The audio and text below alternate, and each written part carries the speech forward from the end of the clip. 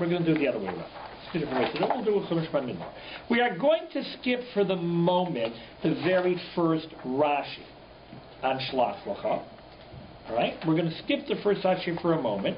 We will go back to it, but I don't want to get off subject of what we're doing. So go to the second Rashi. If you have the all Hebrew sources, page 152, second line down, the Rashi Shelach L'cha. If you have the Art Scroll Rashi elucidated, you want the second Shelach L'cha, not the first one, the second one.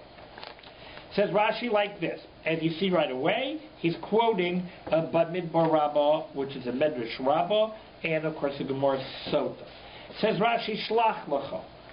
Says Rashi, L'da'atcha, on your own accord, on your own thought.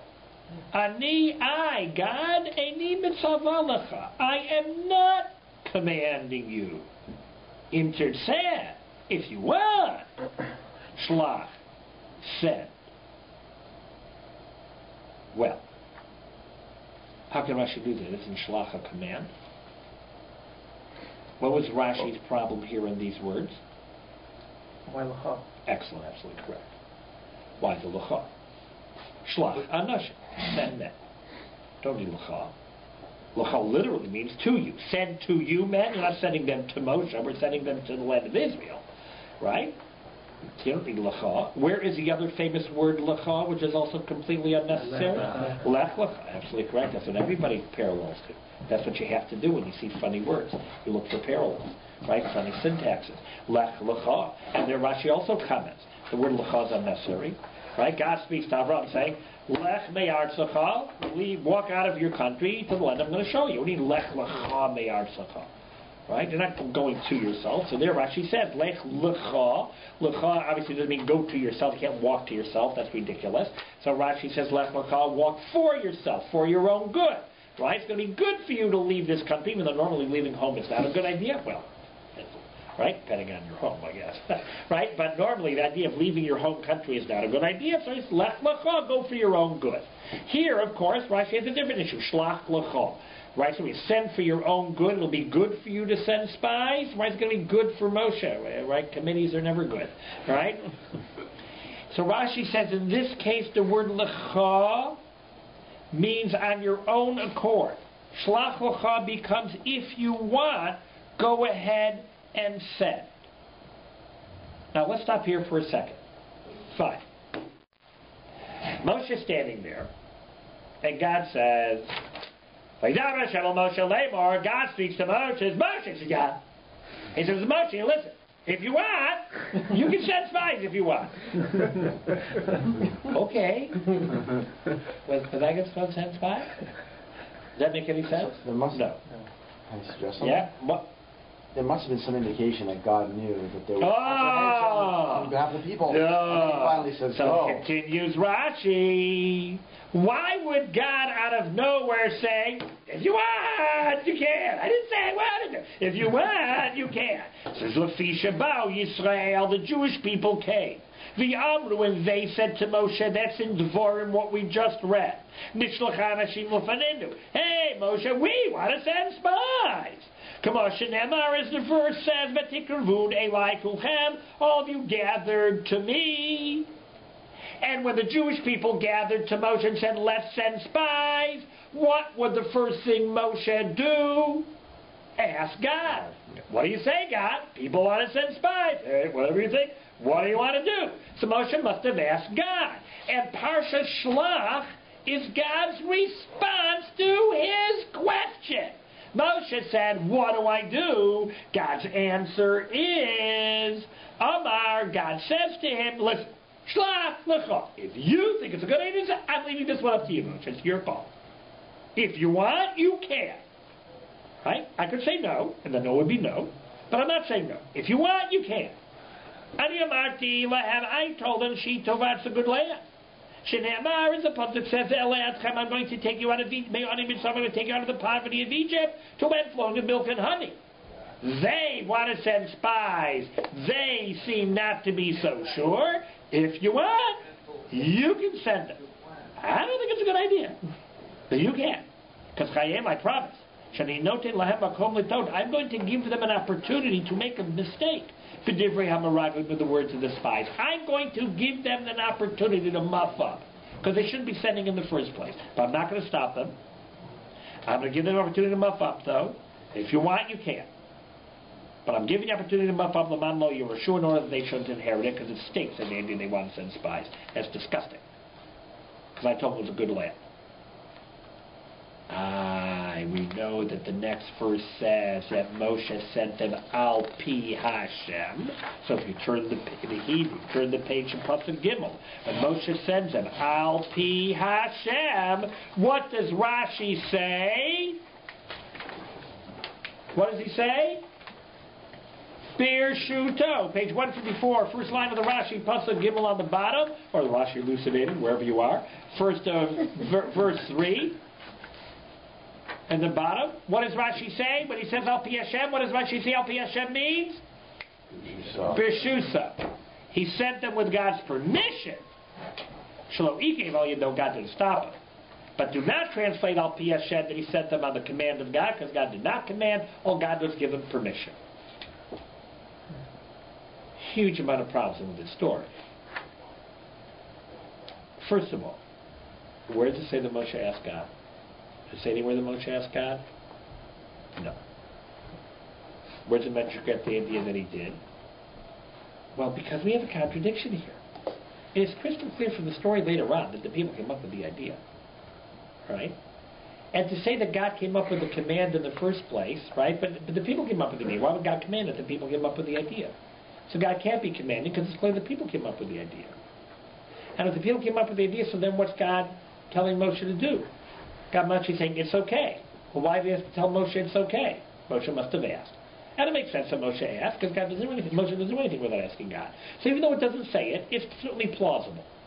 And funny enough, though it is a little funny, but funny enough, Chumash Parsha Shelach starts with God's answer to Moshe's question, which was never stated in the Chumash at all, but Moshe asked a question, and we're picking up in the middle of the story. A little tricky, right? A little tricky, a little problematic, right?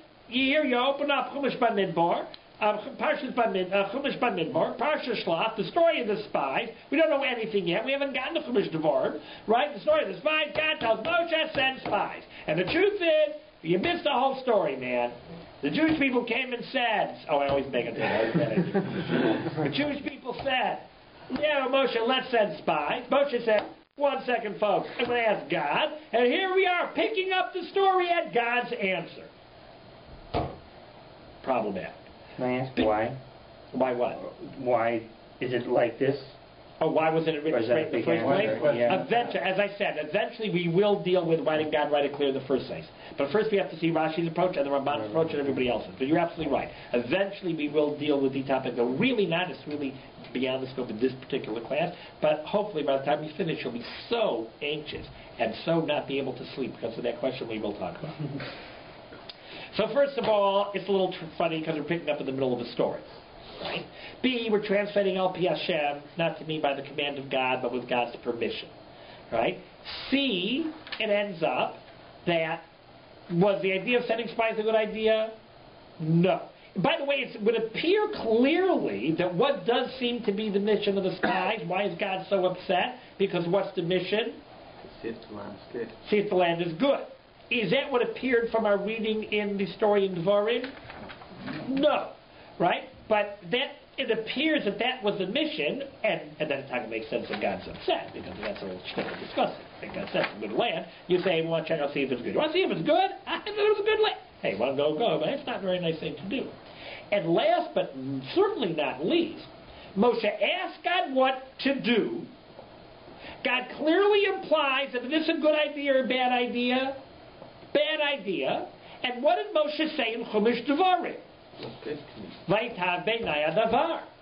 Moshe said, you came and asked me, you said, spies. I said it was a good idea. But God told you it was a bad idea. So why don't you go back and tell everybody, truth? I asked God, he said, bad idea. Where do you want to go? Drop dead and don't go. Right? Moshe's dealt with the people before. Right? You want pestilence? You want snakes? You don't bug them. God said no. Forget about it. Right?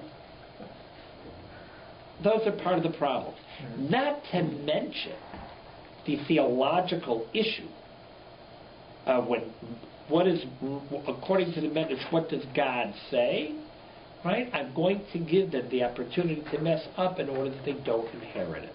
So is God going to trip the Jewish people? Where's their free will? Is God blinding them? Is God punishing them? How free is your free will? It's a theological free will issue, which maybe or maybe not we'll deal with. Sounds like entrapment. It almost sounds like entrapment. Absolutely correct. Right, lifting Eber, almost right, almost entrapping him. Right, by the way, where do we have a similar idea where God's upset with somebody, gives them the ability to do what they want, but you're an idiot, hope you realize you're not supposed to do it, and since he tries to do it, God almost also entraps him to a certain extent?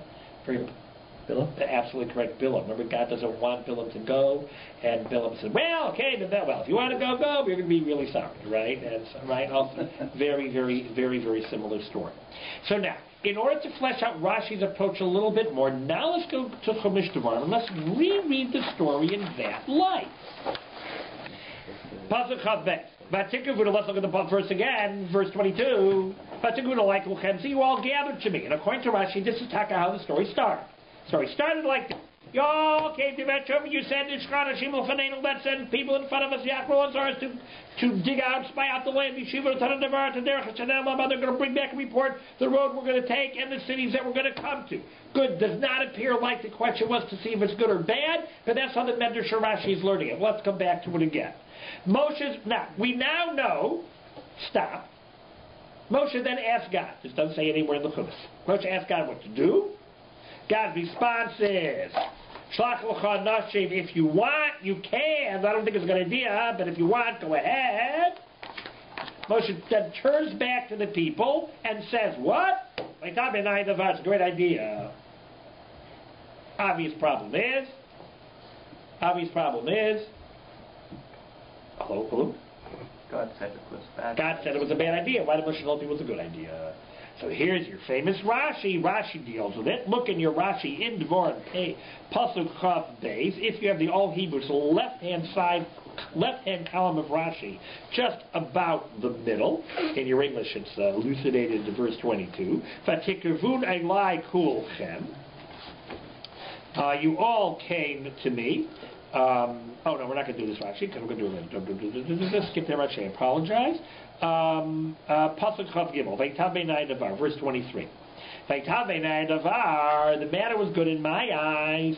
Says Rashi Be'enai.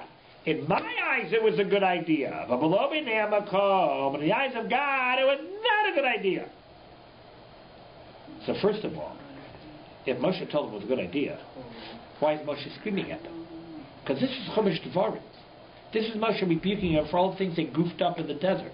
Goofed up with the asking for food, and they goofed up for asking with water, and they goofed up with the egel, and this is another one of the goof ups. So why is he blaming the Jewish people? They said Moshe let's send spies, and Moshe said go ahead, right? So it's the people's fault. So it says Rashi, Moshe Hayatov, if Moshe thought it was good. Why did Moshe say this in part of his rebuke? To all the things they did bad. Famous mashal, which somebody here in the room alluded to.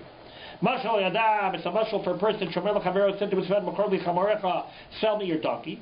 Zel merlo. So the guy says, hey, yes, you'll get it. Goodbye. Will you let me take a test drive? I'm like, sure, go ahead. How do you vow? Can I go to the mountains? I'm like, yeah, sure. Mountains, guy, where do you want? Kivin shagash, hey, makvo, since the buyer sees the seller is not holding him back at all, grab it here, take it there, look at, check it out. The guy says, whoa, he's so confident, I don't need to check it out. Right? Kivan Shem Makvo, Klum, since he's not holding him back at all, okay, if the buyer says, believe in his heart, this guy must be quite certain I'm not going to find any problems. Right? Now, I'm alone, Tomoseka, take your money, and then I don't have to test it out. Right? I don't need to test it out anymore. Me too. I agreed to your words. Maybe you would retake them back. When you would see that I'm not holding you up. Go ahead, check it out, check. Oh, you're great. Look at that. Good done. Yeah, sure, see if you want it. And then I was sure that you'd say, well, he's so confident that I guess it is a good land. Remember, Rashi's learning that the mission was a good land or bad land. That's why God was ticked off. Right? in that side, Moshe didn't want to say, no, you can't see it. You got to, no, you can't see it. Just buy it. Trust me, it's something you'll be really happy with this product. We can't show it to you right now. It's a brand name, and we have to take the label off. Right? You think you get it, right? So he didn't want to do that. So he said, no, sure, go to the north, go to the south. Hopefully you wouldn't retract it. You didn't catch on. You were dying to see it, and you didn't catch on. And therefore I'm rebuking you. Why'd you send spies? So first of all, how would the Jewish people be rebuked? What would I say? You didn't say anything. You didn't say anything. Moshe was using reverse psychology, right? In his 40 years of leading the Jewish people, can you give me any one other example where Moshe Rabbeinu ever used reverse psychology? No. Right? After he learned his lesson, this is what? After this, it's after he wouldn't use anything. But it's not how he generally did things, right? Moshe, what you gonna do? We're all gonna die. Quiet, watch. It's gonna be a miracle, right? He didn't, right? So he normally doesn't use reverse psychology. It's not her normal style, right? He's rebuking the Jewish people for not having caught on that he was using reverse psychology, right? And according to Rashi, we're really starting the story in the middle of the story, right? What appears to be God's command out of nowhere is really God's answer to Moshe's question as to whether he can send spies, and the answer is if you want, go ahead, not you must. Okay? But that's how Rashi learns it, based on the Medrash, really. That's how the Medrash learns it, because we're stuck, because you can't take the story as is, because as is, it's a total contradiction. God commands, but the Jewish people ask, and that's mutually exclusive. So Rashi and the Medrash opt for the people Taka asked, right? Moshe then asked God what to do, and God responded, if you want, you could, but you really shouldn't. Moshe, when he said it's a good idea, was really joking. He was using reverse psychology, which they didn't pick up on, and they never should have gone, and that was the mission. That's how approximately Rashi learns this story. We're going to stop here, because it's a good place to stop, and I really got to get out of here. Okay? Mitzvah Shem B'Linetta, we shall pick it up again next week. Again, if you want, you're welcome to keep those sheets that you have. I will be photocopying many, many more, and then I will ask you to just keep your own and keep on bringing them back yourself. Thank you very much.